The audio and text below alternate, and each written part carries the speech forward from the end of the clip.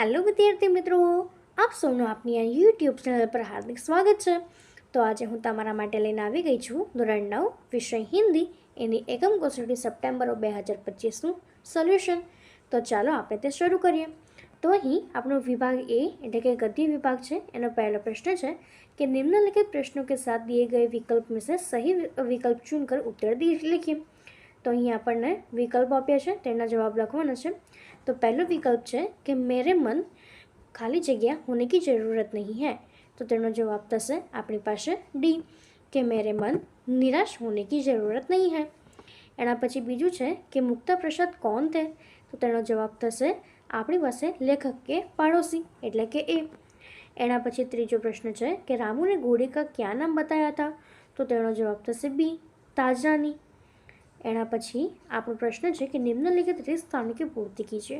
तेनो चौथो प्रश्न है घबराओ नहीं, हम खाली जगह बेचकर तुम्हारा इलाज करूँगा।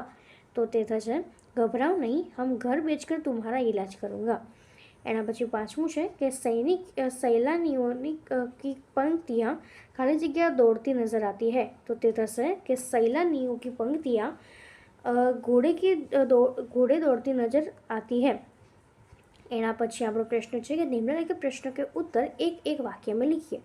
तेनो छठो प्रश्न है अपनी पास कि मोहन ने ज़्यादा पैसे लेने से क्यों इनकार किया। जवाब थशे कि मोहन ने ज़्यादा पैसे लेने से इनकार कर दिया क्योंकि लेखक दंपति से मिला प्रेम उसके लिए पैसों से बढ़कर था। एना पछी प्रश्न है कि निम्नलिखित प्रश्नों के 2-3 उत्तर में वाक्य में उत्तर दीजिए। तो 7वां प्रश्न है कि कविवर रविंद्रनाथ ठाकुर ने प्रार्थना गीत द्वारा भगवान से क्या याचना की है। तो जवाब थशे कि कविवर रविंद्रनाथ ठाकुर ने अपने प्रार्थना गीत से भगवान से यह याचना की है कि संसार में केवल नुकसान उठाना पड़े, धोखा खाना पड़े तो भी मैं विचलित न हो।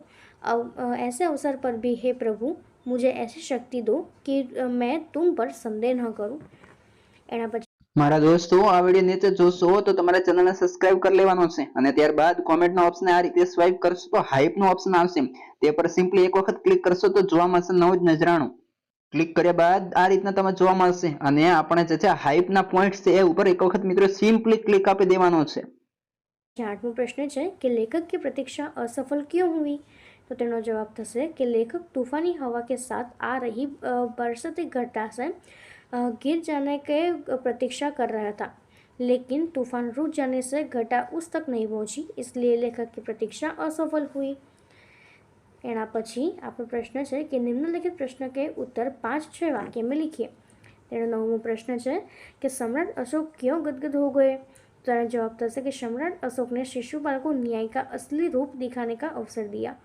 उन्होंने जब देखा कि शिशुपाल की न्याय की कसौटी पर खरा उतरा था, हत्यारे सम्राट के प्रति उसने जरा भी नरम रुख नहीं अपनाया। अपने अपराधी सम्राट को मृत्युदंड देने की घोषणा की। दंड देते समय शिशुपाल ने जरा भी हिचकिचाहट नहीं दिखाई। अपने साहसपूर्ण और निष्पक्ष व्यवहार से उसने सम्राट का दिल जीत लिया। इस प्रकार न्याय मंत्री के रूप में शिशुपाल को सफल होते देखकर सम्राट अशोक गदगद हो गए। एना पछी 10वां प्रश्न है कि दोस्ती के ठोकर अविश्वास की खाई की ओर भी चौड़ा कर देती है।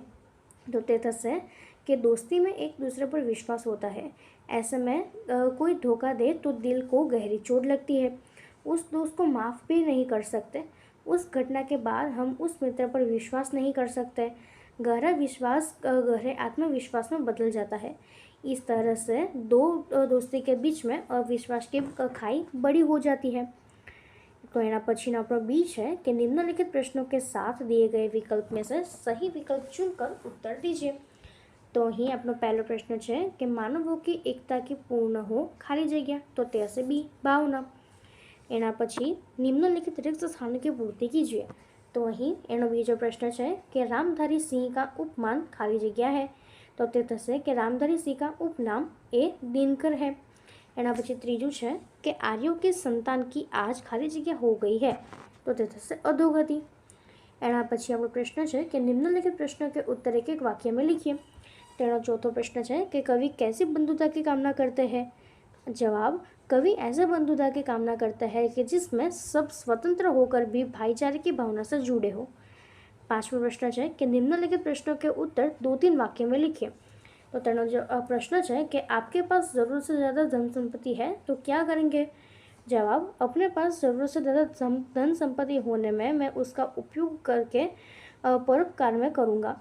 मैं अनाथ आश्रम में वहाँ से ज़रूरतमंदों को उनकी ज़रूरत की चीज़ें खरीद कर ला दूँगा, प्यासों के लिए पानी पिलाऊँगा और गरीबों के लिए अन्नदान दूँगा। इस प्रकार अपने पास ज़रूरत से ज़्यादा धन संपत्ति होने पर मैं उसका उपयोग दूसरों के दुख दूर करने के लिए करूँगा। एना पछीनो प्रश्न है कि निम्नलिखित प्रश्न के उत्तर 5-6 वाक्य में लिखिए। तो माटे एनो आपनो छठो प्रश्न है कि सूरदास अपने आप को क्यों धन्य मानते हैं? जवाब कि कृष्णदास सूरदास श्री कृष्ण के अनन्य भक्त है। श्री कृष्ण के अतिरिक्त वे अन्य किसी का ध्यान नहीं करते। श्री कृष्ण की मनमोहक छवि का उसकी आंखों में बसी रहती है। यह छवि उन्हें अनुपम सुख प्रदान करती है। वे श्री कृष्ण की बड़ी छवि को दुर्लभ मानते हैं। उन्हें अपने प्रभु की इस अनोखी मूर्ति का दर्शन हुए है, इसलिए वे अपने आप को धन्य मानते हैं। तो वहीं अपनी आ हिंदीनी जे एकम कसोटी है पूर्ण थाय छे। जो तमने आमा कोई पण डाउट होय तो कॉमेंट सेक्शन में जरूरथी जणावजो અને આપની ચેનલને લાઇક અને સબસ્ક્રાઇબ જરૂરથી કરી દેજો। અને ડિસ્ક્રિપ્શન બોક્સમાં મેં તમામ જે વિષયો છે એની એકમ કસોટીની લિંક મૂકી દીધી છે, તમે તેમાં જઈને તેને જોઈ શકો છો। તો મિત્રો, આપણી ચેનલને લાઇક અને સબસ્ક્રાઇબ કરવાનું ભૂલતા નહીં। Thank you.